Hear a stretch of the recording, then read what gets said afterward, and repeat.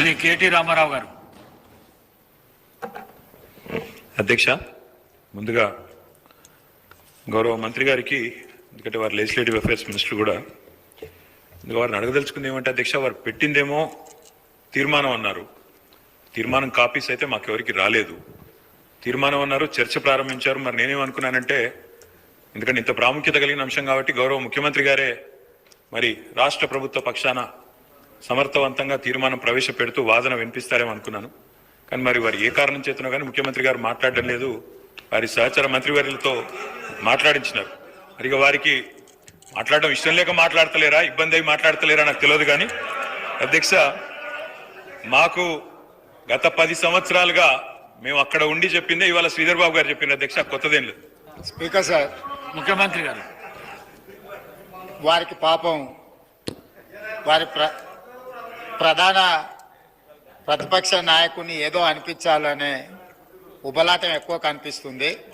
ఇంత అత్యంత కీలకమైన 4 కోట్ల తెలంగాణ ప్రజలకు సంబంధించిన హక్కులు, అనుమతులు, నిధులు సర్వం ఈరోజు మనం ఇక్కడ చర్చించుకుంటున్నాం. ఇంత కీలకమైన సందర్భంలో ప్రధాన ప్రతిపక్ష నాయకుడు గారు ఇక్కడికి వచ్చి 15 సంవత్సరాల తెలంగాణ ఉద్యమం, 10 సంవత్సరాల తెలంగాణ రాష్ట్ర ముఖ్యమంత్రిగా 25 సంవత్సరాలు పనిచేసిన అని గొప్పగా చెప్పుకుంటా ఉంటారు. ఎప్పుడు వీళ్ళేమో భజన చేస్తూ ఉంటారు. మరి అట్లాంటి అనుభవజ్ఞుడు ఇక్కడ వచ్చి కూర్చొని ఈ సభలో చర్చించి ఇందులో పాల్గొని కేంద్ర ప్రభుత్వాన్ని నిలదీయాల్సిన సందర్భంలో కూడా ఇక్కడికి రాకుండా మోడీ గారు వీరిక్కడికి వస్తే చూస్తే ఏమైనా జరుగుద్దేమనే భయంతో ఎక్కడో దాచుకొని ఇక్కడ వీళ్ళని పంపించి వీళ్ళ అధ్యక్ష మాట్లాడేది.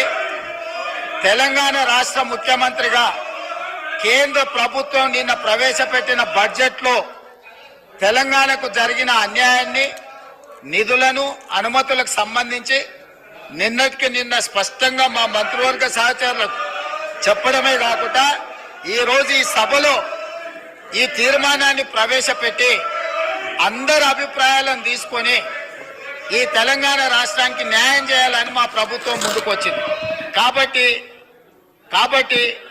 ఆ సభ్యులు ప్రస్తావించాల్సిన అంశాల మీద దృష్టి పెడితే అది తెలంగాణ రాష్ట్రానికి ఉపయోగపడుతుంది. అట్లా కాకుండా ఇట్లాంటి వివాదాస్పదమైన విషయాలు మాట్లాడితే వారి నాయకుల యొక్క బండారం బయటపడుతుంది. దానివల్ల వారికే నష్టం జరుగుతుందని నేను సూచన చేస్తున్నా